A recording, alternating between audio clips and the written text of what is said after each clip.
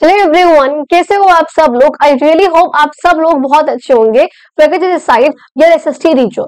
And देखो बच्चों, आज के इस वीडियो में हम लोग करने वाले हैं आप लोगों की क्लास 7th की एसएसटी की जो न्यू बुक है, इसका चैप्टर नंबर 12 का जो पार्ट है आपका, इसका हम लोग पार्ट नंबर 2 कवर अप करने वाले हैं। एंड लास्ट वाली वीडियो में हम लोग पार्ट नंबर 1 कवर अप कर चुके हैं, जिसमें हम लोग मार्केट्स के बारे में, इकोनॉमिक एक्टिविटीज के बारे में, ट्रेडिंग के बारे में, किस तरह से मार्केट्स वर्क करती है, ट्रेड क्या होता है, बाइंग एंड सेलिंग क्या होता है, अलग अलग चीजों के बारे में हमने हम्पी कर्नाटक वाला एग्जांपल देखा था कि वहां की मार्केट किस तरीके से चलती है। साथ साथ हमने यहाँ पर देखा था कि आखिर प्राइस को सेट करना कितना जरूरी है, कि अगर प्राइस बहुत कम होगा तो जो सेलर है, जो बेच रहा है, उसको नुकसान होगा। अगर प्राइस बहुत ज्यादा होगा तो जो खरीद रहा है, जो बायर होगा, वो नहीं अफोर्ड कर पाएंगे। इसलिए प्राइस को मॉडरेट रहना बहुत जरूरी है। हमने इन तीनों ही एग्जांपल्स के थ्रू, यहाँ पे फिगर्स के थ्रू, हमने जो गोवा का एग्जांपल पढ़ा था उसके थ्रू हमने ये देखा था। फिर हमने पढ़ा था फिजिकल मार्केट्स कौन सी होती है, ऑनलाइन मार्केट्स कौन सी होती है, किसमें हम जाकर सामान खरीदते हैं और किसमें हम घर बैठे बैठे सामान खरीदते हैं। फिर हमने स्टॉक मार्केट के बारे में जस्ट एक इंफॉर्मेशन ली थी कि हाँ वो होती है। देन हम लोगों ने डोमेस्टिक मार्केट जो देश के अंदर होती है, देश की बाउंड्रीज के अंदर, एक स्टेट से दूसरी स्टेट या एक स्टेट के एक रीजन से दूसरे रीजन में, यहाँ पे वो मार्केट्स होती है। बेसिकली यहाँ पे वो सामान ट्रेवल करता है, उसका ट्रेड होता है। एंड इंटरनेशनल मार्केट्स के जहाँ पे हम कंट्रीज के बीच में ट्रेड हो रहा था, हमने ये भी पढ़ा था। इंपोर्ट क्या क्या हो रहा है इंडिया में, यानी कि इंडिया में क्या क्या सामान बाहरी कंट्री से आ रहा है, और इंडिया से क्या क्या एक्सपोर्ट हो रहा है, यानी कि क्या क्या सामान इंडिया से बाहर जा रहा है। हमने इसके बारे में भी एक ओवरव्यू देखा था। एट द एंड हमने लास्ट में होलसेल मार्केट और रिटेल मार्केट के बारे में भी पढ़ा था कि ये मार्केट्स क्या होती है। इसमें हमने देखा था कि डिस्ट्रीब्यूटर्स क्या होते हैं, जो बेसिकली मिडलमैन का काम करते हैं। अगर होलसेलर जो बहुत बहुत ज्यादा क्वांटिटी में कोई सामान रखता है, उनसे जब रिटेलर सामान लेते हैं, जो आपके दुकानदार होते हैं, और फिर हम इन रिटेलर से हम कंज्यूमर सामान लेते हैं 1-2 क्वांटिटी, 4 क्वांटिटी के अंदर, इस तरीके से। उसके बीच में वो सामान कैसे वेयर हाउस में रखा होता है, कोल्ड स्टोर फैसिलिटीज में रखा होता है। फिर हम लोगों ने लास्ट में यहाँ पे एग्रीगेटर्स के बारे में पढ़ा था, जैसे कि हम लोगों के अमेजोन, फ्लिपकार्ट वगैरह होते हैं, कि जो कंपनीज होती है वो इनके वेयर हाउस में अपना सामान रखवा देती है, और फिर ये जो एग्रीगेटर्स होते हैं अमेजोन, फ्लिपकार्ट जैसे, जो कि उसकी क्वांटिटी रखते हैं, एंड जब कंज्यूमर को नीड होती है तो वो उसको जस्ट सप्लाई कर देते हैं। तो हमने ये सब चीजें लास्ट वाली वीडियो में कवर अप कर ली थी, हमने यहाँ पे एग्जांपल्स देख लिए थे। आज के इस वीडियो में हम लोग यहाँ से पढ़ने वाले हैं आप लोगों का कि जो सूरत की जो मार्केट है, खासकर जो टेक्सटाइल मार्केट है, उसके बारे में हम आज के इस वीडियो में बात करने वाले हैं। तो अब चलिए बिना किसी देरी के अपने इस वीडियो की शुरुआत करते हैं। एंड आज मैं ये वाला हाथ जरा यूज नहीं कर रही हूँ, बिकॉज उसमें काफी प्रॉब्लम हो रही है, तो मैं इसको भी यूज नहीं कर रही हूँ। थोड़ा पेन हो रहा है, ठंड से शायद से हो रहा है कुछ भी चीजें, तो ठीक है। तो आज इसी हाथ का इस्तेमाल होगा आज, तो आज ये वाला हाथ मेरा नहीं आएगा, ठीक है। चलो देखो पढ़ते हैं। कहते हैं let's explore the chain of supply in physical market. अब जरा हम देखते हैं कि आखिर किसी भी चीज की सप्लाई जो होती है, देखो आपके यहाँ पे देखो 2 वर्ड होते हैं, प्लीज रिमेम्बर। एक होता है सप्लाई और एक होता है डिमांड। देखो सप्लाई का मतलब होता है उस चीज की सप्लाई करना, उसको भेजना, उसको देना एक तरीके से। और सप्लाई कौन करेगा, उस सामान को भेजेगा या फिर उस सामान को कौन देगा, जो उसको प्रोड्यूस कर रहा होगा, यानी कि जो उसका प्रोड्यूसर होगा, या जो उसको बना रहा होगा, यानी कि जो उसका मैन्युफैक्चरर होगा, वो करेगा, उस चीज को भेजेगा या देगा। अब डिमांड हो रही है उसकी, कि लोग उसको मांग रहे हैं, तो डिमांड नहीं कहते ना भाई उस चीज की बहुत डिमांड है मार्केट में। तो डिमांड कौन कर रहे हैं, बेसिकली डिमांड करते हैं उस चीज को कंज्यूम करने वाले, यानी कि कंज्यूमर, हम आप जैसे लोग। अब एग्जांपल देती हूँ मैं एक बहुत सिंपल सा। फॉर सपोज हमने टीवी में कोई चीज देखी, हमें वो एड अच्छा लगा और हम लोग चाहते हैं कि हाँ हमारे पास वो हो। अब भाई टीवी में एड सिर्फ आपने मैंने नहीं देखी, टीवी में एड लाखों लोगों ने देखी, तो सब लोग कहेंगे हाँ हाँ हमें भी चाहिए, हमें भी चाहिए, हमें भी चाहिए। सप्लाई करने वाला कौन है, जो उसको बना रहा है, जो मैन्युफैक्चर कर रहा है, जो प्रोड्यूस कर रहा है। लेकिन डिमांड उसके कौन कर रहे हैं, हम सब लोग कर रहे हैं। पहले ये चीज समझ में। देखो कह रही हूँ कि ये जो इस फिजिकल मार्केट्स में, फिजिकल मार्केट कौन से, जहां पे हम जाकर फेस टू फेस कोई सामान खरीदते हैं। अच्छा, टेक्सटाइल मार्केट, टेक्सटाइल का मतलब क्या होता है, कपड़ों की मार्केट। तो कहते हैं यहाँ पे, सूरत गुजरात में, आपको पता है Gujarat which is sorry Surat which is in Gujarat, तो वहां पे क्या है, टेक्सटाइल यानी कि कपड़ों की बहुत बड़ी मार्केट है। कहते हैं वहां पर किस तरीके से जो सप्लाई होती है, चाहे वो रॉ मटेरियल की हो या किसी भी चीज की, बेसिकली सप्लाई कैसे होती है, वो सीक्वेंस चलती कैसे। अच्छा, तो यहाँ पे लिखा भी हुआ है कि जो सूरत यानी कि गुजरात में जो सूरत है, जो कि एशिया की सबसे पुरानी टेक्सटाइल यानी कि कपड़ों की मार्केट है, और इस सिटी को यानी कि सूरत को हम कहते हैं टेक्सटाइल हब। हब का मतलब जहां पे वो चीज बहुत ज्यादा मात्रा में हो रही हो बेसिकली, उससे हम कहते हैं हब। अच्छा, अब यहाँ पे देखो आपको दिख रहा है काफी चीजें, अब यहाँ पे समझाऊंगी तब समझ में आ जाएगा। कहते हैं the Surat textile market consist of thousands of factories manufacturing cotton and synthetic textiles. कहते हैं कि जो सूरत है उसके अंदर बहुत सारी ऐसे फैक्ट्रीज है जो कि कॉटन के कपड़े या जो सिंथेटिक कपड़े होते हैं वो सब वो लोग बनाते हैं, रेयॉन का, पॉलिस्टर का एक्सेट्रा, वो सारे कपड़े भी यहाँ पर बनते हैं सूरत की मार्केट्स में। यहाँ पे बहुत सारी मार्केट्स है सूरत में, ऐसा नहीं है कि सिर्फ एक ही मार्केट है। कहते हैं कॉटन के केस में आप देखोगे ना तो जो रॉ कॉटन होती है वो रिसीव होती है through cotton mandis from near by states like Maharashtra और गुजरात के अलग अलग पार्ट से। अब जाहिर सी बात है, एक बात बताओ, अगर हमें कॉटन की हमारी इंडस्ट्री है, हम कॉटन का कपड़ा बना रहे हैं, तो कॉटन के कपड़े के लिए वी वांट कॉटन ना, हमें कॉटन तो चाहिए ना। और कॉटन कहाँ से आ रही है, जहां पे वो प्रोड्यूस हो रही है, यानी कि जो एग्रीकल्चर कर रहे हैं फार्मर्स वगैरह, उनके यहाँ से हमें कॉटन आ रही है। अब हमने ये चीज पढ़ी थी कि जो कॉटन जो फार्मर्स ने यहाँ पर प्रोड्यूस करी, मान लो कॉटन, अब ये फार्मर्स क्या करते हैं, बाद में इस कॉटन को बहुत सारी मात्रा में प्रोड्यूस करा, अपने पास जो उनको चाहिए वो उन्होंने रखी, और जो रिमेनिंग थी बहुत सारी कॉटन है बिकॉज, तो उसको बाइंग एंड सेलिंग के पर्पस के लिए भी वो लोग प्रोड्यूस करते हैं। तो यहाँ से जो फार्मर्स होंगे वो इस कॉटन को कहाँ पे दे आएंगे, मंडी में देकर आ जाएंगे, मंडी में बेसिकली सेल कर देंगे। मंडी में कौन बैठे, एक तरीके से आपके बैठे हैं यहाँ पर होलसेलर। अब ये जो होलसेलर होंगे ये अब बेसिकली ये डिस्ट्रीब्यूटर का काम भी करेंगे, मान लो सेलर का काम भी कर रहे हैं, कुछ भी यहाँ पर कर रहे हैं। या तो भैया इनसे कोई रिटेलर ले जाएगा सामान, या जिसको कॉटन ही चाहिए होगी अपने गद्दे वगैरह बनाने के लिए, कुछ के लिए भी, तो वो ले जाएगा पर्सन। या मान लो यहाँ से कोई मैन्युफैक्चरर इनसे ले गया जिनकी कॉटन की इंडस्ट्री है, तो उनको कॉटन कच्चे माल के रूप में चाहिए, इस तरीके से। अब इस तरीके से क्या होगा, वहां पर जो है प्रोड्यूस होगी। अब इस कॉटन से आप लोगों ने पहले गांधी जी का चरखा देखा है, उससे क्या बनता है, धागा बनता है इस कॉटन से, स्पिनिंग व्हील से। तो क्या उसकी यहाँ पे जो है उससे धागा बनेगा, स्पिनिंग होगी उसकी, धागा यानी कि यार्न प्रोड्यूस होगा उससे, और उसके बाद उससे गारमेंट बनेगा, उससे कपड़ा बनेगा। अब वही देखो यहाँ पे बता रखा है। और ये बेसिकली मंडी कहाँ पे है, कहाँ से आ रहा है ये सामान, महाराष्ट्र से आ रहा है या फिर गुजरात के बाकी अदर पार्ट से आ रहा है। अच्छा, कहते हैं it is transformed into finished fabric. अब उसके बाद क्या होगा, मशीन में वो जाएगा और फिर वो एक फिनिश्ड यानी कि जो एक्चुअल में यूज करने के लायक है, फिनिश हो चुका है काम उसमें, तो फैब्रिक यानी कि कपड़ा बन जाएगा। अब उसमें देखो क्या क्या हुआ, पावर लूम्स में जाके वीविंग हुई, वो होगा उसके अंदर। अब जो आपकी बाकी की मैन्युफैक्चरिंग यूनिट्स है, मशीन वगैरह, उसमें डाई भी होगा कपड़ा। भाई ये तो है नहीं कि सिर्फ व्हाइट कलर के क्लोथ होते हैं, अभी आपने भी अलग कलर के क्लोथ पहन रखे होंगे, मैंने ये ब्लैक पहन रखा है, या पीच पहन रखा है, पिंक पहन रखा है नीचे, तो क्या हो रहा है यहाँ पे डिफरेंट डिफरेंट कलर्स के यहाँ पर बन रहे हैं, तो डाई यहाँ पर होगा। तो ये सब चीज जो है यहाँ पर चलती रहती है। एंड इस तरीके से यहाँ पे दिखा रखा है किस तरीके से कॉटन से यहाँ पर ये बनता है धागा, आपका देखो दिख रहा है, ये धागा बन रहा है, और ये धागे से फिर किस तरीके से बुनता हुआ कपड़ा बन रहा है व्हाइट कलर का, उससे फिर यहाँ पे अलग अलग शर्ट वगैरह बना रहे हैं, तो उसकी डाई वगैरह भी होगी, और फिर इस तरीके से शॉप में आ जाएगा। ये बात समझ में आ गई जी।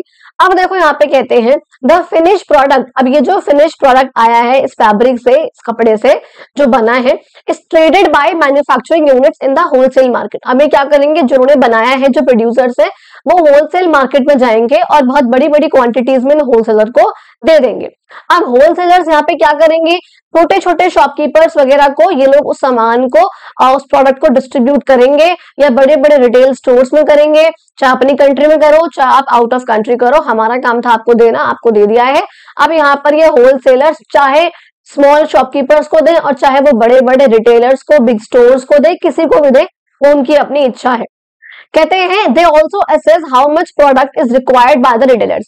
तो वहां पे कहते हैं कि वो ये भी देखते हैं कि आखिर रिटेलर्स को कितने प्रोडक्ट की, कितने उसकी उनको जरूरत है आखिर, और इससे क्या करते हैं कि उनके पास कितना सामान बचा हुआ है। बेसिकली देखो आप यहाँ पे तो क्या प्रोसेस चलता है, जब उनको ये पता होगा कि आखिर उस रिटेलर के पास कितना सामान है, उसके पास इस चीज का कितना स्टॉक है ऑलरेडी, अगर नहीं है तो वो उसको देंगे, और अगर है तो वो उसको नहीं देंगे, फिर वो किसी और को देंगे। तो बेसिकली इस चीज से वो ये भी असेस कर पाते हैं कि हाँ किसके पास कितना स्टॉक है, किसका माल कैसा है, किसके पास कितना जा रहा है, बेसिकली कितना उससे आ रहा है, तो प्रॉपर वो सप्लाई को मेंटेन कर पाते हैं। अगर मान लो उस चीज की डिमांड बहुत बढ़ गई है मार्केट में एकदम से, तो क्या होगा, वो उसके पीछे से वो भी कहेंगे आप और प्रोड्यूस करो, आप और मैन्युफैक्चर करो, बाहर बहुत डिमांड है इसकी। अच्छा, एक चीज हमेशा याद रखना, जब किसी भी चीज की डिमांड बहुत ज्यादा होगी और सप्लाई कम होगी, यानी कि चीज है नहीं, इतनी सप्लाई नहीं हो रही है लेकिन लोग बाग डिमांड करे जा रहे हैं, ऐसे कैसे पता है, जो प्रोड्यूसर्स होते हैं प्राइस को बहुत बढ़ा देते हैं, क्योंकि सप्लाई नहीं है, वो चीज प्रोड्यूस नहीं हो रही है लेकिन लोग डिमांड करे जा रहे हैं।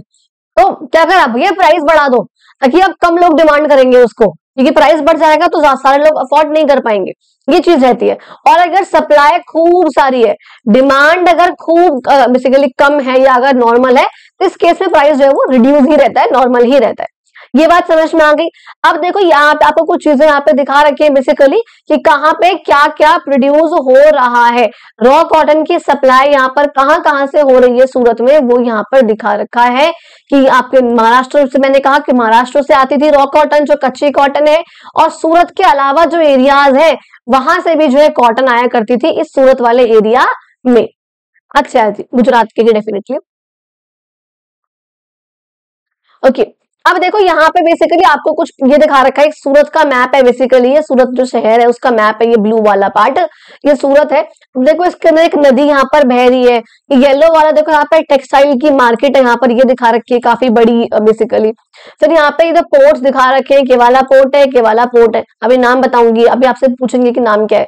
ये देखो रोड है यहाँ पर, ये ब्लैक वाला, एंड देन ये रेलवे नेटवर्क है, ये एयरपोर्ट है, ये कुछ चीजें यहाँ पर सिंपल सी भाषा में यहाँ पर दिखा रखी है।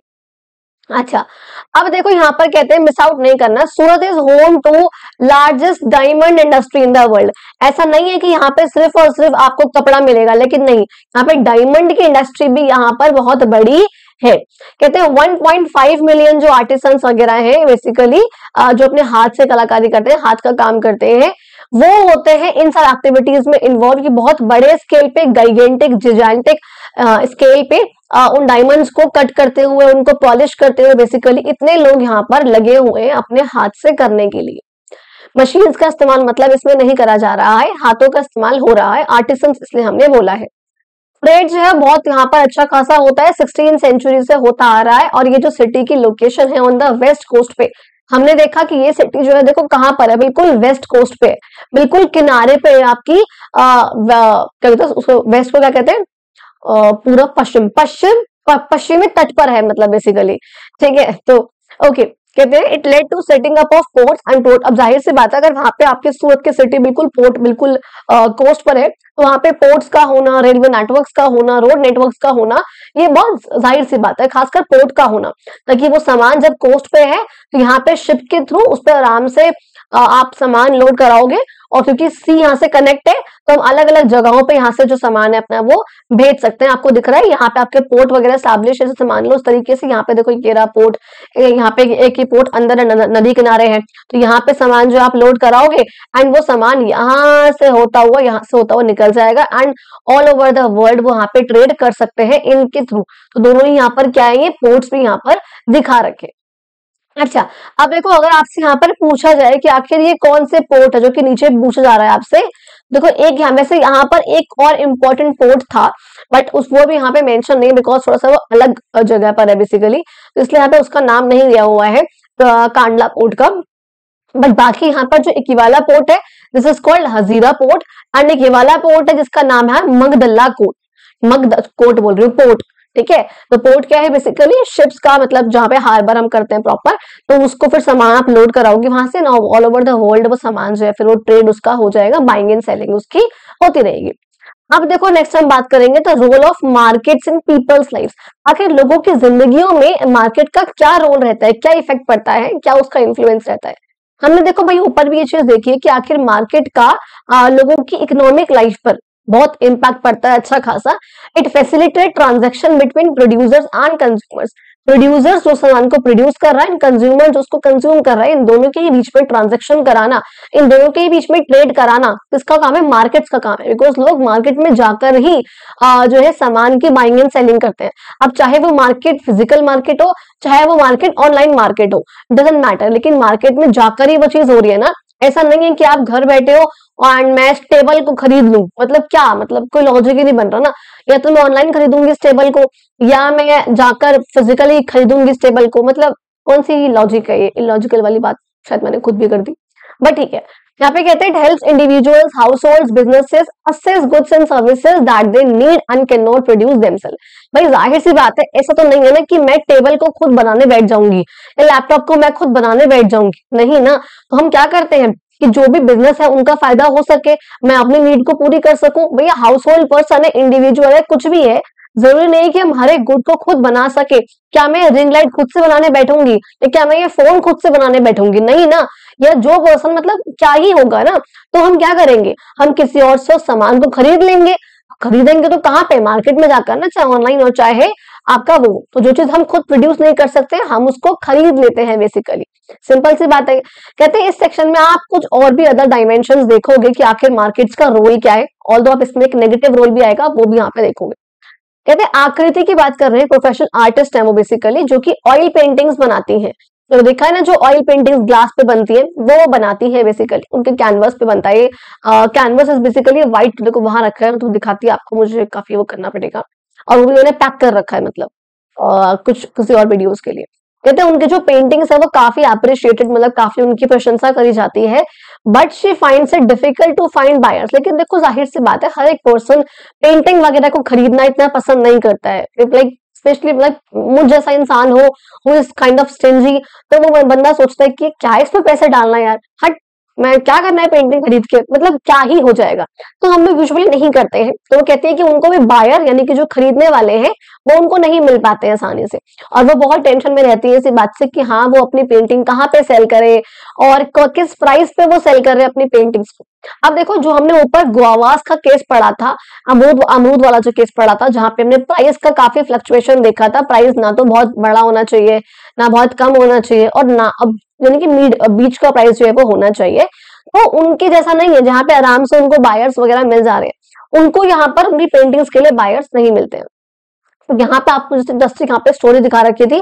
अब इस स्टोरी से आपसे ये पूछा हुआ था कि आपको ऐसे कुछ प्रोडक्ट्स आपको पता है जो कि जिनकी रेडी टू सेल मार्केट नहीं है, कि हाँ प्रोड्यूस हुआ और उनको पता है कहाँ पे सेल करना है और फटाफट सेल हो गया।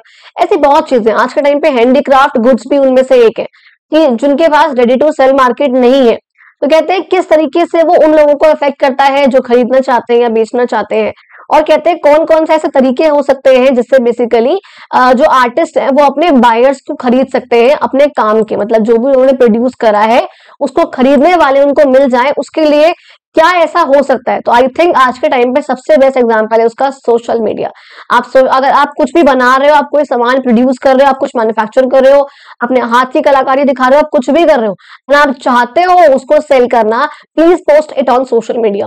मतलब I think it's the best way one can reach to millions of customers, millions of consumers, मतलब बहुत बेटर है वो। तो इट्स जस्ट माई थॉट। हम देखो आगे बात करते हैं हाउ मार्केट्स बेनिफिट सोसाइटी की, आखिर मार्केट जो है वो सोसाइटी को बेनिफिट कैसे करती है। कहते हैं the producers get an indication as to what consumers would buy. देखो प्रोड्यूसर्स को ना पता चल जाता है, उनको कहीं ना कहीं से इशारा मिल जाता है। कुछ भी चीज होती है डिमांड को समझकर या लोगों को समझकर, लोगों की नीड को समझकर प्रोड्यूसर्स को पता होता है कि हाँ कंज्यूमर्स क्या खरीदेगा। तो वो क्या करते हैं बेसिकली, वो कुछ ऐसे रेफ्रिजरेटर्स प्रोड्यूस करते हैं जो कि लेस इलेक्ट्रिसिटी प्रोड्यूस करेंगे, मतलब यूज करेंगे लेस, मतलब कम बिजली लगेगी उनको चलाने में। इसके बारे में भी आगे हम पढ़ेंगे, प्रॉपर उनके सिंबल के बारे में और हर चीज के बारे में पढ़ेंगे आगे अभी। तो कहते हैं कि वो ऐसे फ्रिज वगैरह प्रोड्यूस करते हैं, बनाते हैं जो कि कम बिजली खपाते हैं। अब इससे क्या होगा, जाहिर से बात है सोसाइटी को यहाँ पर बेनिफिट मिलेगा कि वो एनर्जी एफिशिएंट यानी कि ऐसे फ्रिज यूज कर रहे हैं जो कि कम एनर्जी का इस्तेमाल करते हैं और सही चीज उसमें जो है प्रोड्यूस करके या फिर रखकर उसको गुड्स को मतलब ठीक रखते हैं बेसिकली। कहते हैं ऑल्दो बाइंग एंड सेलिंग जो है वो इकोनॉमिक एक्टिविटी है that involves monetary exchange. Economic activity का मतलब ही ये होता है जो कि मॉनेटरी एक्सचेंज करे, यानी कि ऐसी एक्टिविटी जिसमें आप पैसों का एक्सचेंज कर रहे हो, जिसमें आप पैसों के लिए वो काम कर रहे हो, दैट इज कॉल्ड आपका इकोनॉमिक एक्टिविटी। अगर यहाँ पर वो नॉन इकोनॉमिक एक्टिविटी है दैट मीन्स उसमें आप पैसों का इस्तेमाल नहीं कर रहे हो। एग्जाम्पल के लिए अगर मैं अपने घर पे अपने भाइयों को पढ़ा रही हूँ तो क्या मैं उसमें उनसे पैसे लूंगी? नहीं ना, दैट मीन्स वो हुई एक नॉन इकोनॉमिक एक्टिविटी। यहीं पे अगर मैं किसी इंस्टीट्यूट में कहीं स्कूल में कहीं ट्यूशन में पढ़ाऊंगी तो क्या है, वो मैं पैसों के लिए कर रही हूँ, तो मुझे उसके बदले पैसे मिलेंगे। That is called economic activity. अब मुझे स्कूल से ट्यूशन से इंस्टीट्यूट से एक बात याद आई, मतलब मैंने कल एक वीडियो पोस्ट करी थी that I had to quit my job as Unacademy, मतलब from Unacademy basically as there Unacademy star educator. तो मैंने अपनी जॉब अभी कुछ दिन पहले ही क्विट करी है। अब उस पर बच्चों का काफी अच्छा रिस्पॉन्स आया, thank you for that. And also कुछ बच्चों का उस पर कॉमेंट आया था, ma'am please join PW. And देखो मैंने उस पर भी यही बोला था कि I am just going with the flow. तो मुझे अभी नहीं पता कि मेरी लाइफ में आने वाले इस 1 महीने में, 2 महीने में, आने वाले 1 साल में क्या होने वाला है और क्या नहीं, मुझे सच में नहीं पता है। मैं जस्ट फ्लो से अपना काम करे जा रही हूँ, वीडियोस बनाना हुआ, रील्स बनाना हुआ। एंड अभी इनिशियली मैंने कुछ रील्स बनाना शुरू करा है अपने इंस्टाग्राम पे, प्रगति अग्रवाल ऑफिशियल चैनल का नाम है लेकिन इंस्टाग्राम वाला। तो मतलब मैंने शुरू करा है वो बनाना अभी। I am trying my best कि मैं उसमें भी कंसिस्टेंट रह सकूं, मैं बनाऊं उस पर कंटेंट। मैंने इससे पहले भी कहा था कि बनाऊंगी, लेकिन अब तो बना ही रही हूँ मैं लाइक कंटिन्यूसली। एंड ऑल्सो रही बात किसी इंस्टीट्यूट को या किसी ऑर्गेनाइजेशन को ज्वाइन करने की, तो यार ठीक है ना, देखते हैं क्या हो सकता है। गॉड्स प्लान पे विश्वास है, अब तो मैं आप खुद से क्या ही कहूँ। तो ठीक है, देखते हैं, चलो आगे बढ़ते हैं। कहते हैं तो मार्केट्स में जो है इसके यहाँ पर बेसिकली काफी इंटरेक्शन होता है। अच्छा, कहते हैं they move beyond just enquiring about the product और सर्विस और नेगोशिएशन बिटवीन पार्टीज। बेसिकली यहाँ पर कहते हैं कि बाइंग एंड सेलिंग यहाँ पर समटाइम्स क्या होता है, सिर्फ ऐसा नहीं है कि पर्सन आया और सामान के बारे में पूछा और नेगोशिएट करा और चला गया, नहीं, कई बार जो है लोग बाग उस चीज को खरीद भी लेते हैं। इसी वाली बात यहाँ पर की हुई है। अच्छा, लाइन फट की तरह मुझे मॉल याद आ गए, जहाँ पे लोग बाग यूजुअली सिर्फ घूमने के लिए जाते हैं, सामान नहीं खरीदते इजिली वहां जाकर। अच्छा, कहते हैं often a relationship develops between buyers and sellers that continues even across generations. अब ये चीज तो आप सब लोग रिलेट कर सकते हो। कई बार क्या होता है कि एक बायर के बीच में, सपोज मैं खरीदने वाली हूँ, मैं बायर हूँ, और कोई भी सेलर है, कोई दुकान वाला, चाहे वो सब्जी वाले भैया हो भाई, चाहे वो कॉस्मेटिक वाले भैया हो, मतलब कुछ भी है, कपड़े वाले हो, कुछ भी। कई बार क्या होता है हमारा उनके साथ एक ऐसा रिलेशन बन जाता है कि भैया ओ मैडम नहीं है, चलो सामान दिखाओ। अच्छा, आप तो बहुत दिन से आए नहीं थे, मतलब ये चीज बहुत होती है। हमारे फैमिली के टेलर बन जाते हैं, हमारे फैमिली की कोई स्वीट्स की दुकान बन जाती है, मतलब कि हम उनसे ही लेना है जब भी लेना है, तो हम पहुंचेंगे, हाँ आधे किलो पैक कर दो, अच्छा जी बड़े दिन बाद आए, मतलब ये चीजें बहुत होती है। तो हमारे क्या होता है कई बार बहुत लॉन्ग लास्टिंग, बहुत लंबे अच्छे खासे ट्रस्टेड रिलेशनशिप बन जाते हैं। किसी भी ज्वेलर से ही बहुत बनते हैं, ये डॉक्टर से बनते हैं, फैमिली डॉक्टर बन जाते हैं हमारे, तो जो कि दशक तक, डिकेड्स का मतलब क्या होता है, एक दशक यानी कि 10 सालों तक वो कम से कम चलते हैं। और इंडिया में तो ऐसे बहुत सारे लोग होते हैं जो कि फॉर सपोज कोई लोकल ग्रोसर है, इवन जो सब्जी वाले होते हैं मतलब, या इवन कोई मिल्क मैन है, दूध वाले अंकल है ना, उनसे तो भैया पूरा खाता बनता है, ये खाते में लिख लेना, खाते में लिख लेना। तो at the end of the month जब यूजुअली लोगों की सैलरी वगैरह आती है, कुछ भी होता है, तब लोग जो उसकी पेमेंट करते हैं। तो ये चीज काफी होती है, बिकॉज एक ऐसा रिलेशनशिप बन जाता है बायर और सेलर के बीच में। तो यहाँ पे देखो आपसे ये कहा जा रहा था भैया कि जो यहाँ पर मार्केट्स है, बेसिकली मार्केट्स का यहाँ पर जो प्राइमरी रोल है, यानी कि जो सबसे मेन रोल है, वो तो यहाँ पे इकोनॉमिक एक्टिविटी को प्रमोट करना है ही, कि भाई यहाँ पे बाइंग एंड सेलिंग होगी तो यहाँ पे लोग पैसा कमाएंगे एक्सेट्रा। उसके साथ साथ यहाँ पे नॉन इकोनॉमिक सिग्निफिकेंस भी है, नॉन इकोनॉमिक इंपॉर्टेंस भी है लोगों की जिंदगियों में। बिकॉज देखो अगर आपके रिलेशन बन रहे हैं उनके साथ, तो वो तो कोई पैसे वाली चीज तो है नहीं, ये चलो बिल्कुल बातचीत में 10 रुपए कम हो गए, 20 रुपए, 100 रुपए कम हो गए भाई, और इससे ज्यादा तो कम नहीं होगा ना। ये तो नहीं कि भाई आपका जो है 5,000 रुपए का बिल था और उन्होंने पूरे महीने का 1,000 रुपए कम कर दिया, नहीं, 100 रुपए 200 रुपए इतना कम कर देंगे, उसके बाद तो नहीं करेंगे, जाहिर सी बात है, किसी का भी नुकसान नहीं होना चाहिए in the process, either it's the buyer or the seller, यानी कि दोनों ही प्रकार से रिलेशनशिप डेवलप हो जाते हैं। देखो यहाँ पे एक बेसिकली यहाँ पे दिखा रखा है, मदर्स मार्केट लगती है, ईमा कैटल जिसे हम बोलते हैं, मिथि लैंग्वेज में लगती है वो मणिपुर में। मणिपुर जो कि एक नॉर्थ ईस्टर्न स्टेट है, वहां पे इस प्रकार की एक मार्केट लगती है, जहां पे आपको दिख रहा है 90% था, कितना परसेंट कहते हैं 3,000, जो बुलेट की आवाज इतनी गंदी होती है, 3,000 जो वुमेन है वो क्या करती है, वहां पे आपको दिख रहा है वुमेन है यहाँ पे, जो कि शॉप्स चला रही है। तो उन्हीं का सामान होता है, वो सामान को प्रोड्यूस करती हैं, जो भी यहाँ पे लाती हैं, लेकिन उसको वो सेल करती है यहाँ पर सारी ही शॉप्स में, मतलब चाहे वेजिटेबल हो या चाहे कोई मणिपुर अटायर हो, कपड़े वगैरह हो, हैंडलूम वगैरह हो, जो पर्दे वगैरह होते हैं, हैंडीक्राफ्ट हो, आसपास का कुछ प्रोडक्शन हो, कुछ भी यहाँ पर हो, तो यहाँ पर वुमेन ही यहाँ पर वो काम करती है। इससे क्या होता है भैया, लोकल कल्चर भी यहाँ पर प्रमोट होता है, जाहिर सी बात है। एंड इवन यहाँ पे लोकल पीपल को यहाँ पर अच्छा खासा एम्प्लॉयमेंट की अपॉर्चुनिटीज मिल जाती है। ऑल्सो कहते हैं ये जो मार्केट है वो मेल्टिंग पॉट है कल्चर्स का, कि यहाँ पे क्या होता है, मेल्टिंग पॉट का मतलब क्या होता है कि बहुत सारे अलग अलग कल्चर्स को आपने कंबाइन करा, एक जगह पे आपने रख दिया एंड यहाँ पे आप उन सब चीजों को डेमोन्स्ट्रेट कर रहे हो, आप उनको दिखा रहे हो एक तरीके से। तो वो चीज जो है यहाँ पर होती है। दिस इज द ईमा Kaithal market of Imphal. Imphal is the capital of Manipur and you know that. चलो अब देखो यहाँ पे कहते हैं डोंट मिस आउट। यहाँ पे एक और चीज दिखा रखी है। बेसिकली ये बात कर रहे हैं हम कि आज के टाइम पर कुछ जगहों पे ऐसा होता है, एक जगह ऐसी रहती है जहां पे कहते हैं कि ट्रेडिशन फॉलो होता है। बेसिकली यहाँ पे आपको दुकान दिख रही है, इन दुकान में इन अंकल के पास हल्दी यानी कि जिसे हम बोलते हैं टर्मरिक, और कुमकुम जिसे हम इंडिया भाषा में वर्मिलियन यानी कि सिंदूर कहते हैं। कहते हैं कि जब भी यहाँ पे कोई आता है ना तो उनको अगर हल्दी चाहिए या फिर कुमकुम चाहिए तो वो आते हैं और शॉपकीपर से मांगते हैं, और शॉपकीपर उनको जो है ऑस्पिशियसनेस या फिर हम जिसे बोलते हैं गुड विशेस, गुड लक बोलते हुए उनको ये दोनों ही चीजें थोड़ी थोड़ी क्वांटिटी में फ्री ऑफ कॉस्ट देते हैं। तो इसके लिए वो उनसे कोई भी पैसे नहीं लेते हैं। ये वाले यहाँ पे चीज दिखा रखी थी। तो देखो बच्चों, हम नेक्स्ट बात करेंगे आप लोगों की, ये वाला पार्ट हम पढ़ते हैं आपका गवर्नमेंट रोल इन मार्केट। आखिर गवर्नमेंट का क्या रोल रहता है मार्केट में, उसको जरा हम पढ़ते हैं। कहते हैं markets function through interactions of demand from buyers and supply by the sellers. जैसे मैंने आपको ऊपर ही बताया कि जो मार्केट है वो चलते ही इस चीज से है कि आखिर जो बायर्स हैं वो क्या डिमांड कर रहे हैं और जो सप्लायर्स हैं वो क्या चीज सप्लाई कर रहे हैं। ये चीज हमने देखा ऑलरेडी। कहते हैं हाउएवर कुछ ऐसी सिचुएशन होती है जहां पर ये चीज भी वर्क नहीं करती है। यहाँ पे गवर्नमेंट अपना एक काफी इंपॉर्टेंट रोल प्ले करती है। वो क्या करती है, it monitors the interaction between consumers and producers, कि जो कंज्यूमर्स हैं जो उसको कंज्यूम कर रहे हैं और जो प्रोड्यूसर्स हैं जो उसको प्रोड्यूस कर रहे हैं, इनके बीच के इंटरेक्शन को मॉनिटर करते हैं। वो देखते हैं कि हाँ क्या चीज चल रही है, क्या ज्यादा है क्या कम है, कैसा डिमांड है, सप्लाई कैसी है, एंड उस अकॉर्डिंग वो प्राइस को डिटरमाइन करते हैं, प्राइस को फिक्स करते हैं। इस तरह का काम जो है गवर्नमेंट कई बार करती है बीच में इंटरवीन करके भी। देखो यहाँ पे इसके डिफरेंट पॉइंट्स मेंशन है। Controlling prices for protecting buyers and sellers. आप देखो गवर्नमेंट की बात कर रहे हैं, गवर्नमेंट किन किन तरीकों से प्राइस को ना फिक्स कर देती है, प्राइस को कंट्रोल करती है अपने अकॉर्डिंग, ताकि ना तो बायर का नुकसान हो और ना ही सेलर का नुकसान हो। अभी आप समझोगे 3 तरीकों से वो कैसे करती है। कहते हैं गवर्नमेंट कई बार जो है कुछ गुड्स का प्राइस को फिक्स कर देती है। एग्जांपल के लिए देखो, it sets the maximum price that the seller can charge. अब आपने हर एक गुड के पीछे आपने एक वर्ड लिखा देता है। आप कोई भी सामान खरीदने जाओ उसके पीछे लिखा होता है MRP, जिसे हम बोलते हैं मैक्सिमम रिटेल प्राइस। और यहाँ पे 5 रुपए है, 10 रुपए है किसी सामान का 500 है, किसी का 1000 है, कुछ भी यहाँ पर है।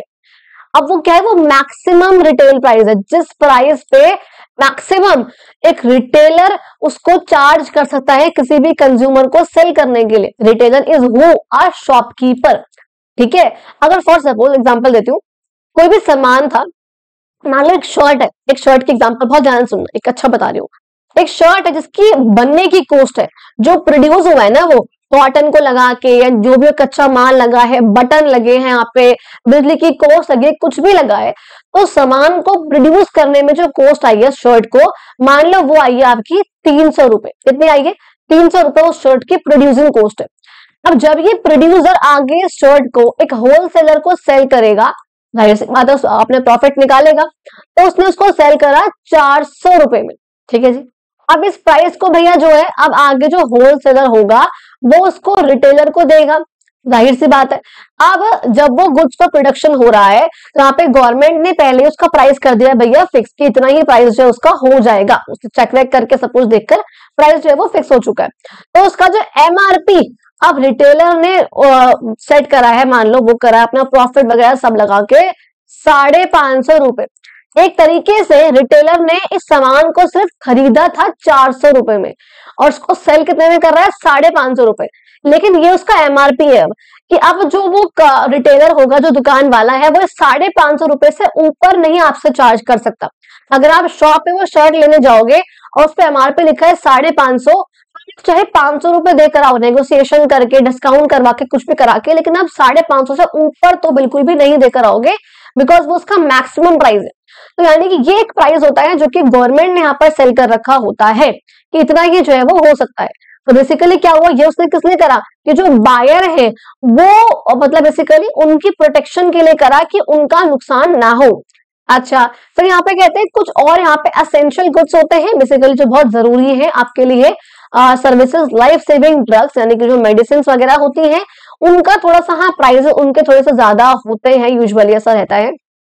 अच्छा, अब आपको पता है दवाइयों का तो मार्जिन बहुत ज्यादा होता है। अगर कोई सामान यहाँ पे दवाई है जो 300 रुपए में प्रोड्यूस हो रही है, विश्वास मानना वो 700 से 800 रुपए की बिकेगी। मतलब इतना बड़ा मार्जिन जो है ना उसके अंदर होता है दवाइयों के अंदर।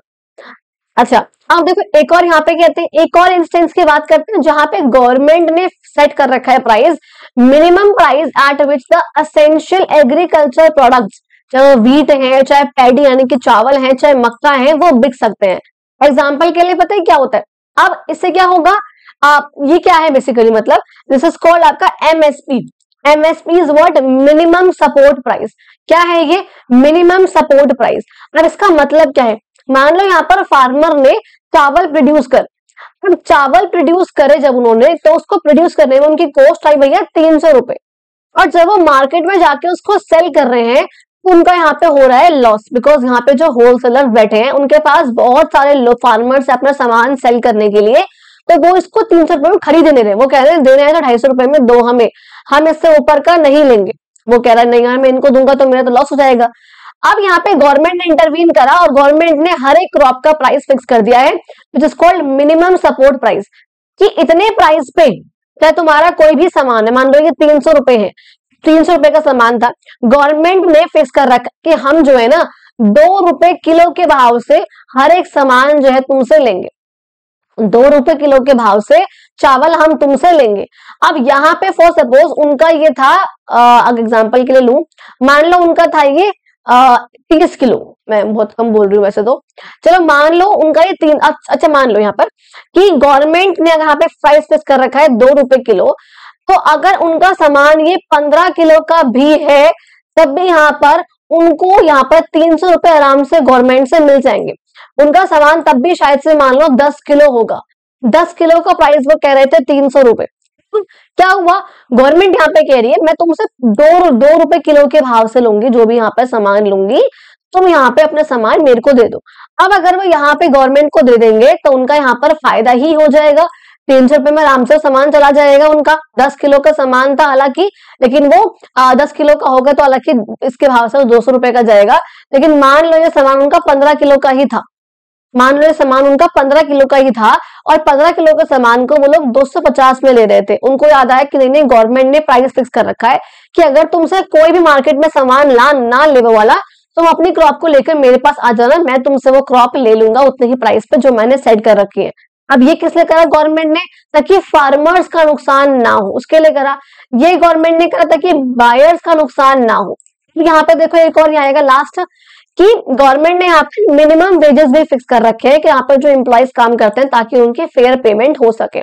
अब यहाँ पर क्या होगा, मतलब यहाँ पे गवर्नमेंट ने एक वेज फिक्स कर दिया, एक वेतन फिक्स कर दिया कि एक मजदूर को यहाँ पर 500 रुपए की दिहाड़ी पर दिन की मिलेगी, एक मिस्त्री को 700 रुपए की दिहाड़ी मिलेगी, इससे कम उनको नहीं मिल सकती है, ये उनको मिलेगी। तो ये किस लिए करा गया, इन जो वर्कर्स है बेसिकली उनके इंटरेस्ट को प्रोटेक्ट करने के लिए ये स्टेप गवर्नमेंट ने उठाया।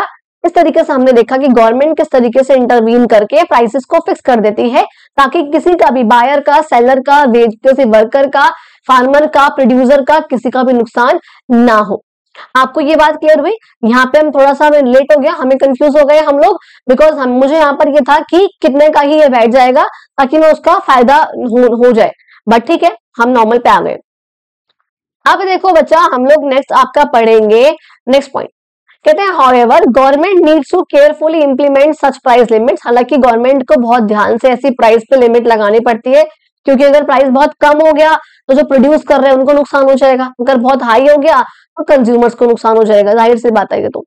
अब देखो नेक्स्ट बात करते हैं ensuring quality and safety standards, कि आखिर कोई भी सामान जब गुड्स प्रोड्यूस हो रहे हैं तो उसके हम सेफ्टी स्टैंडर्ड्स कैसे इंश्योर कर सकते हैं कि वो चीज सेफ है या नहीं।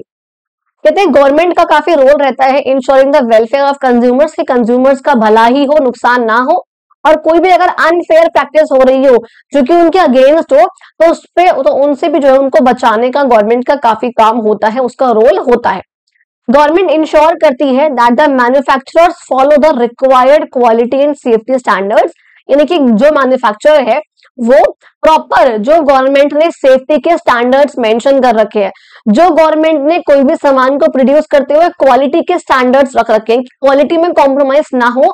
बिकॉज अगर फर्स्ट सपोज कोई खाने का सामान है, उसमें अगर केमिकल से केमिकल्स भरे हुए हैं और गवर्नमेंट के क्वालिटी स्टैंडर्ड से वो लो जा रहे हैं, जाहिर सी बात है उससे लोगों को जो कंज्यूमर्स है उनका नुकसान होगा, उनकी तबीयत खराब हो जाएगी। तो वहां पे गवर्नमेंट का बहुत बड़ा रोल होता है उस चीज को इंश्योर करना कि वो क्वालिटी या फिर वो जो सेफ्टी के स्टैंडर्ड्स हैं उनको इंश्योर करा जाए जब भी वो लोग कोई भी गुड्स या सर्विसेज को प्रोड्यूस कर रहे हो।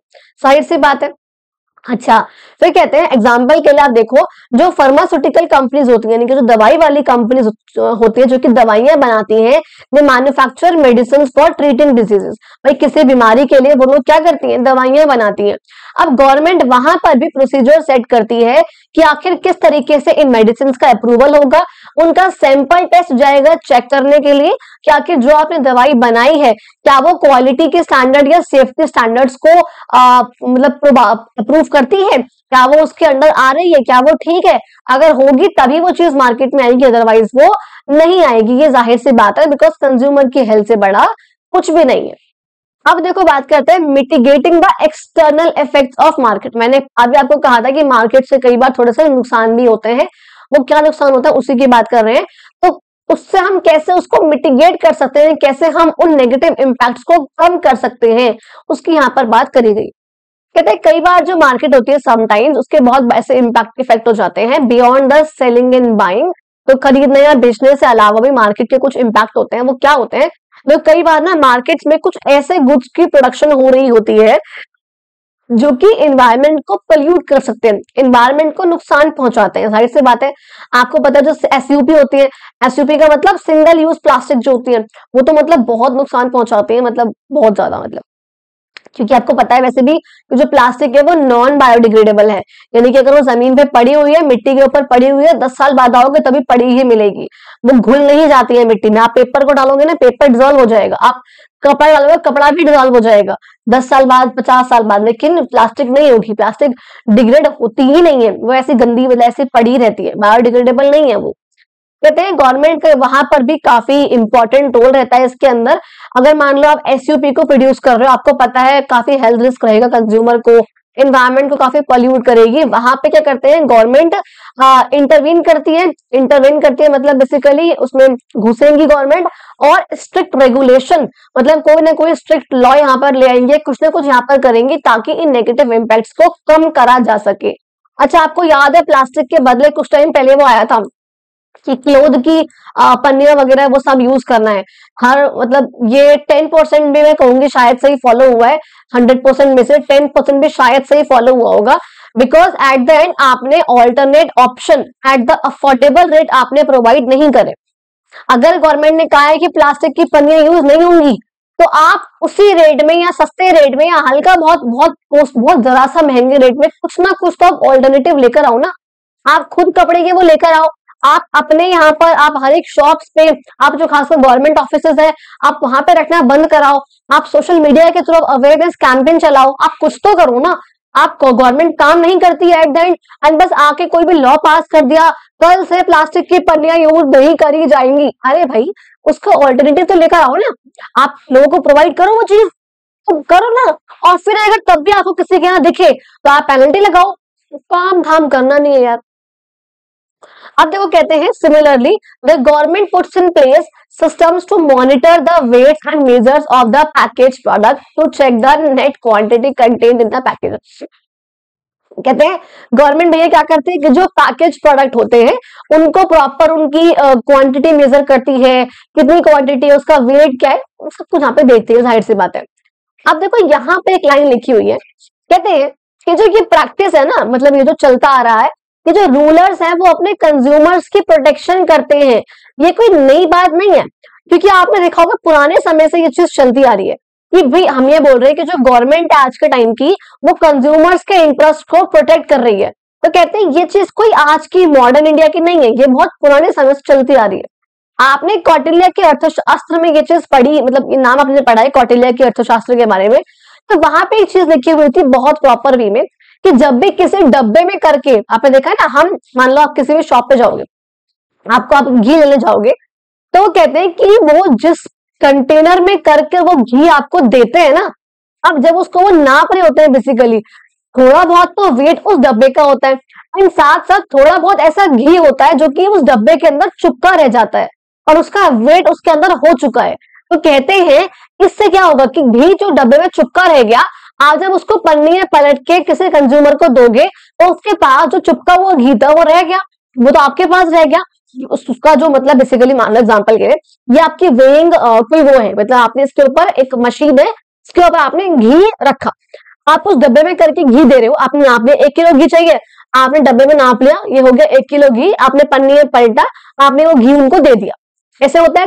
अब क्या कहा, कब कहा गया कि भाई कुछ जो घी होगा उस डब्बे में चुपका भी रह जाएगा, लगा हुआ रह जाएगा, घी स्टिकी है, चुपका है, वो चुपका रह गया, तो पन्नी में थोड़ा सा घी कम गया उस कंज्यूमर के पास, उस कंज्यूमर का नुकसान हो गया। अब क्योंकि उनका नुकसान हो गया तो उसके लिए यहाँ पे पॉइंट रखा गया विच इज कॉल्ड मनास्रवा। मनास्रवा का मतलब हुआ कि 1/50 पार्ट, फॉर सपोज एक ऐसा पर्सन आया जिसको 1 किलो, मान लो 1000 ग्राम घी उसको चाहिए था, तो हम कहेंगे उसका 1/50 पार्ट, यानी कि आप इसे काटोगे, दैट विल बिकम 20 ग्राम। आप उसको एक्स्ट्रा 1/50 पार्ट, यानी कि हाँ यहाँ पे 20 ग्राम आप उसे एक्स्ट्रा घी दोगे ताकि जो चुपके हुए पार्ट से उसका नुकसान हुआ है वो ना हो।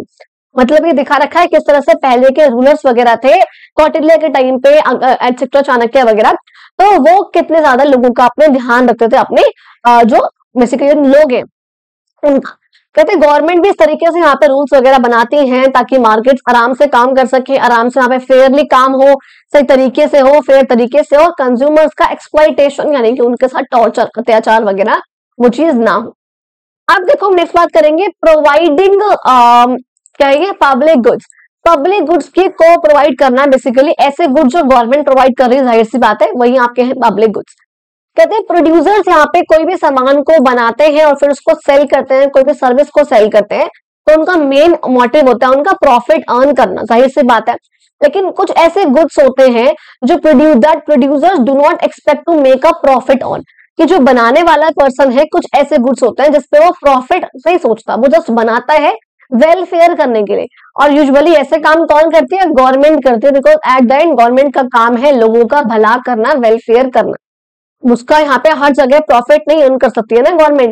जैसे मान लो उन्होंने रोड्स बनाए, उन्होंने पब्लिक के पार्क बनाए, उन्होंने जगह जगह पानी के कुछ लगाए, तो क्या हुआ, उन्होंने अपना खर्चा करा लेकिन वो लोगों के वेलफेयर के लिए करा, ठीक है। तो वो चीज यहाँ पे रहती है। और हमने ये चीज देखा कि हाँ किस तरीके से वेलफेयर के प्रोविजन वगैरह गवर्नमेंट लेकर आती है, public goods and services government लेकर आती है। तो हमने ये चीज देखी है, बेसिकली पब्लिक गुड वो गुड है जो हर एक पर्सन के लिए अवेलेबल है। आप ये नहीं कर सकते कि भाई तेरे को नहीं मिलेगा या तेरे को नहीं मिलेगा, तू लड़का है या फिर तेरी एज कम है, नहीं, सबके लिए अवेलेबल है वो चीज, फ्री ऑफ कॉस्ट, ठीक है जी। अब देखो नेक्स्ट हम बात करते हैं how can consumers assess the quality of goods and services. Very important point. कहते हैं आखिर किस तरीके से जो लोग हैं वो किसी भी सामान की क्वालिटी को देख सकते हैं कि वो सही है या नहीं है क्वालिटी उसकी। यहाँ पे जरा ध्यान से समझना। अब यहाँ पे कहते हैं कि भाई आप के पास फॉर सपोज कहते हैं कि आपके 150 रुपए हैं और आपके बेसिकली आपके आसपास गली मोहल्ले में एक मार्बल्स का कंपटीशन होना है, तो आप किसी दुकान पे जब जाओगे तो आप कैसे मार्बल्स, कंचे वगैरह लेकर आओगे, आप उसमें क्या चीज देखोगे कि उस मार्बल की क्वालिटी कैसी है, उसका कलर कैसा है, उसका टेक्सचर कैसा है, वो कहीं से टूटा तो नहीं हुआ, वो हार्ड है या नहीं, आप ये सब चीज देखोगे। वही वाली बात यहाँ पे कही हुई है। अब देखो यहाँ पे जरा आप पढ़ो, सपोज करो आपके पेरेंट्स ने आपको कहा 1 किलो पैकेट का ग्राम यानी कि चने का आटा ले आओ, फ्लोर यानी कि आटा आप लेकर आओ पास की ग्रोसरी की दुकान से। उन्होंने, आप जब उस शॉप पे गए तो उन्होंने आपको बहुत सारे पैकेट्स दिखाए।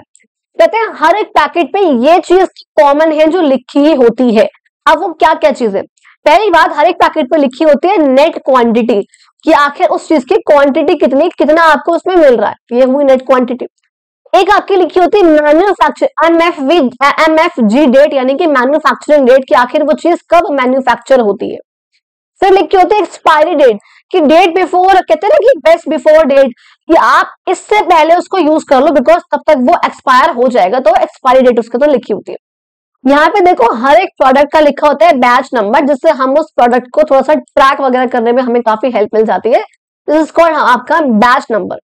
फिर जाहिर सी बात है यहाँ पे लिखा होता है भैया MRP inclusive of all taxes, कि भैया इस एक्सक्लूसिव ना, हाँ इंक्लूसिव, जिसमें सारे टैक्सेस इन्वॉल्व है, इससे ऊपर आपके ऊपर कोई टैक्स नहीं लग सकता। This is called MRP which is called maximum retail price, ये यहाँ पर होता है।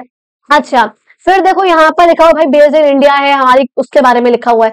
फिर यहाँ पे लिखा होता है न्यूट्रिशन फैक्ट, यानी कि उसके अंदर कौन कौन सा न्यूट्रिशन है, उसके अंदर प्रोटीन कितना है, फैट्स कितना है, कार्ब्स कितने हैं, ये सब यहाँ पे मेंशन होता है। यहाँ पे आपको दिख रहा होता है कि जो यहाँ पर एड्रेस है और नाम है मैन्युफैक्चरर का, कि आखिर इसको बनाया किसने है, वो भी लिखा होता है। यहाँ पे आपको दिख रहा है ये एफएसएसआई मार्क, फसाई मार्क या एफएसएसआई मार्क यहाँ पर ये होता है, और लाइसेंस का नंबर भी इसके नीचे यहाँ पे लिखा होता है। अब ये क्या होता है आगे समझाऊंगी अभी। एंड यहाँ पे इंग्रेडिएंट्स की लिस्ट होती है, उसमें क्या क्या डला है, और एलर्जन डिक्लेरेशन की आपको किस चीज से एलर्जी तो नहीं है, काइंड ऑफ ये चीज यहाँ पे लिखी होती है। अब अभी आपने देखा इसके ऊपर लगा हुआ था एक फसाई का लोगो, वो यहाँ पे लगा हुआ था। ये क्या होता है बेसिकली, पहली बात इसकी फुल फॉर्म क्या होती है, food safety and standards authority of India. क्या होता है, food safety and standards authority of India, ये इसकी फुल फॉर्म होती है। अब ये क्या होता है बेसिकली, ये जो फसाई का लोगो होता है ये फूड पैकेट्स पे होता है। यहाँ पे आपको 4 के बारे में बताया जाएगा, प्लीज रिमेंबर ऑल दीज, मतलब कहते हैं ये जो फसाई का मार्क होता है ये फूड पैकेट्स पे होता है।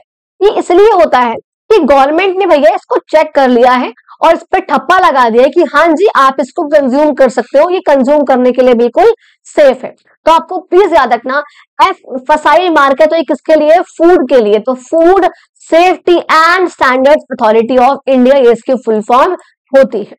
कहते हैं गवर्नमेंट की जो एजेंसीज होती है वो हर एक प्रोडक्ट को बेसिकली उसकी क्वालिटी को देखती है, असेस करती है, ताकि बायर्स आराम से उसे खरीद सके। उसके लिए वो कोई ना कोई सर्टिफिकेशन देती है। अगर वो सर्टिफिकेशन, अगर वो स्टैम्प किसी प्रोडक्ट पे लगा हुआ है, दैट मीन्स जो मिनिमम क्वालिटी के स्टैंडर्ड्स थे कि उसमें ये चीज होनी चाहिए या फिर ये चीज नहीं होनी चाहिए, उसकी क्वालिटी ऐसी होनी चाहिए, वो गवर्नमेंट देख चुकी है, तभी गवर्नमेंट ने उसको पास करा है, तो आप उसे आराम से कंज्यूम कर सकते हो। हालांकि आज के टाइम पे क्या है, मतलब एक नहीं बहुत सारी चीजें, और सबसे बड़ा एग्जांपल इसके अंदर है मैगी का। आपने देखा आजकल मैगी के अंदर, मतलब आजकल नहीं, चलते बहुत टाइम से रहा है, लेकिन आजकल बहुत वायरल हो रहा है कि मैगी के अंदर वो छोटे छोटे से व्हाइट से कलर के कीड़े आने लग गए हैं। अब देखो लोगो तो बना हुआ है मैगी पे भी, लेकिन तब भी उसके अंदर प्रॉब्लम आ रही है ना। तो वही वाली चीज है कि मतलब लिखा कुछ और है but at the end ground reality कई बार कुछ और होती है। गवर्नमेंट भी उतना अच्छे शायद चेक नहीं कर रही उन चीजों को, या क्या हो रहा है I don't know.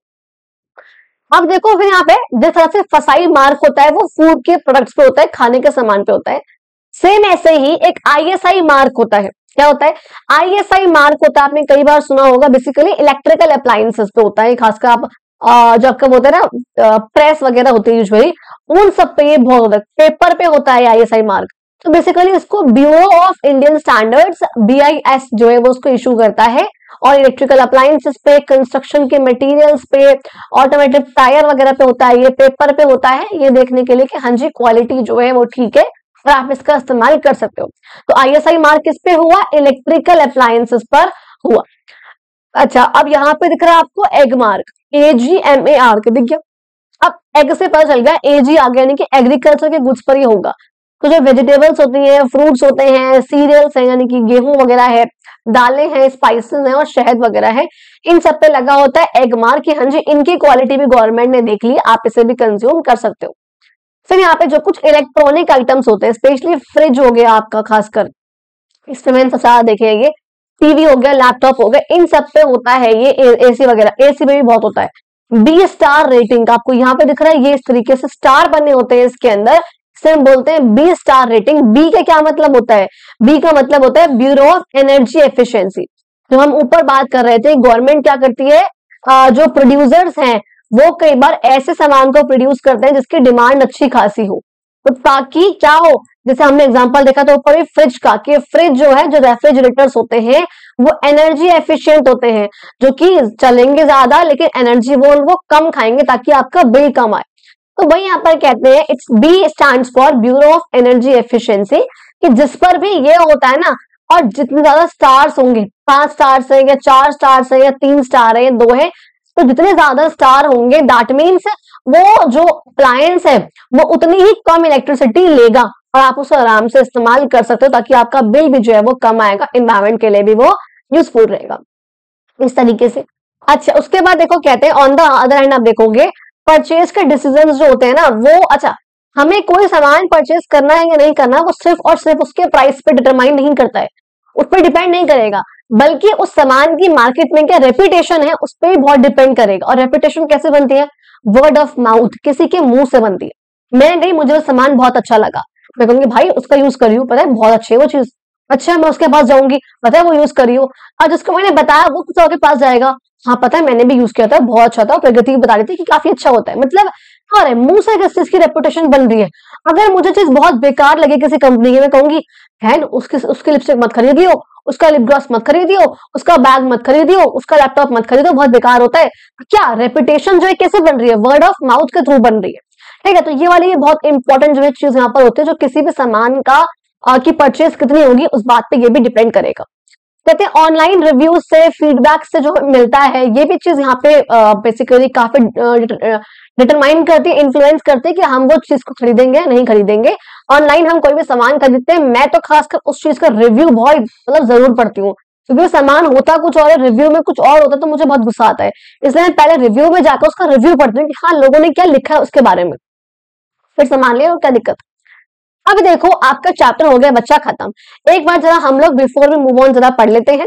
Market facilitated exchange, पता है आपको बायर्स और सेलर के बीच में एक म्यूचुअली एग्रीड प्राइस पे, ये वर्ड हमने ऊपर पढ़ा हुआ है कि वो प्राइस जो एग्रीड नहीं है, ये तो बहुत ज्यादा प्राइस है या बहुत कम प्राइस है, अब इन पे जो दोनों ही पार्टी हैं बायर और सेलर ये एग्री नहीं हो रही है, तो क्या यहाँ पे ट्रांजैक्शन होगी? नहीं होगी।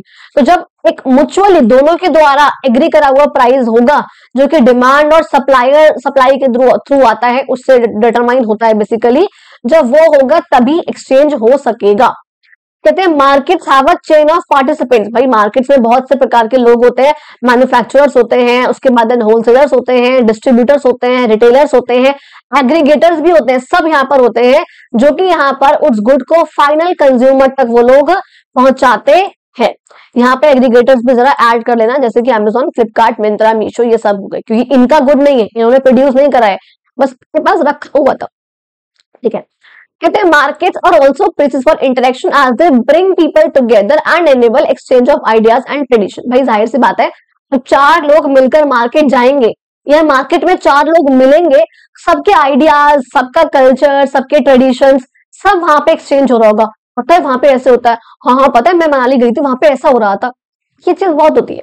जाहिर सी बात है, लोग अगर लोग बाग साथ बैठेंगे तो बात तो करेंगे ना, अब बात करेंगे तो आइडियाज, ट्रेडिशन, सबका एक्सचेंज यहाँ पर होगा। अच्छा सर, यहाँ पर देखो लास्ट पॉइंट कहते हैं government plays a regulatory role. हमने ऊपर देखा था गवर्नमेंट जो है प्राइस को रेगुलेट करता है, साथ साथ रेगुलेट करता है उन चीज के क्वालिटी को मीट करने के लिए कुछ चीजों को यहाँ पर, ताकि फेयर प्राइस रहे और सही क्वालिटी जो मेंटेन रहे। हालांकि जो कंज्यूमर्स है हमने देखा, अगर किसी भी गुड्स पे सर्टिफिकेशन मार्क्स के थ्रू कि भैया उस पे जो है एग मार्क लगा हुआ हो, उस पे ISI मार्क लगा हुआ हो, उस पे आपका 20 स्टार रेटिंग हो रखी हो, इन सब चीजों के थ्रू जो लोग हैं, जो पीपल हैं, वो खुद भी या इवन ऑनलाइन रिव्यूज के थ्रू या वर्ड ऑफ माउथ के थ्रू किसी भी चीज की क्वालिटी को एसेस कर सकते हैं, इन सब चीजों के थ्रू।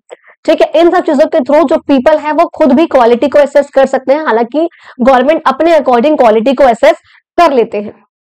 ठीक है जी, एंड दैट वाज बच्चा whole of your chapter. I really hope आप लोगों को वीडियो अच्छी लगी हो, मैंने बहुत डिटेल में आप लोगों को समझाया हुआ है। तब भी अगर कोई इशू हो, कोई चीज रह गई हो, समझ में ना आई हो, मतलब be very clear, be very shameless kind of to ask anything in the comment box, और इवन वहां पे नहीं पूछना है तो आप DM मुझे करो मेरी प्रोफाइल पे, इंस्टाग्राम वगैरह पे, वहां पे आपके हर एक क्वेश्चन कहाँ पे रिप्लाई करती हूँ और करूंगी भी। ठीक है जी। And thank you so much, मिलते हैं हम लोग अपनी अगली वीडियो में। तब तक के लिए आप इस वीडियो को लाइक कर देना, वीडियो अच्छी लगी हो चैनल को सब्सक्राइब करना, कमेंट करना, शेयर करना अपने फ्रेंड्स को, ताकि उनकी भी हेल्प हो सके और मुझे भी मोटिवेटेड फील हो। बिकॉज मैंने कहा था अनअकैडमी से आने के बाद ग्रोथ काफी डाउन हो गई है, बिकॉज वो 1 महीने वीडियोस पब्लिश नहीं हो पाई थी, तो वो चीज नहीं हो पाई है। लेकिन हाँ, मैं दोबारा से जो कंटिन्यू कर रही हूँ एंड मतलब कर रही हूँ, ठीक है। एंड मैंने भी सोचा था कि मैं बड़ी क्लासेस की वीडियो लेकर आऊंगी, तो मैंने अभी एक वीडियो पता है मतलब क्लास 12 की पब्लिश कर दी थी। फिर मैंने ये सोचा यार काफी मतलब अजीब सा हो जाएगा वो, कि 7th 8th के बाद सीधे 12th, काफी अनरिलेटेबल हो जाएगी वो चीज, इसलिए मैंने उसको डिलीट कर दिया था। फिर मैंने कल पब्लिश कर दी थी वो वाली वीडियो, तो मैं उसको हटा दिया था, प्राइवेट कर दिया। बट इसलिए मैं सोच रही हूँ कि मैं क्लास 6 की वीडियोस लेकर आऊं एंड आप लोगों की क्लास 7 की इंग्लिश या एस सब्जेक्ट की वीडियोस लेकर आऊं। अगर आप लोगों के पास कोई आइडिया हो तो आप लोग कमेंट बॉक्स में मुझे बता सकते हो। थैंक यू सो मच, मिलते हैं आपकी अगली वीडियो में।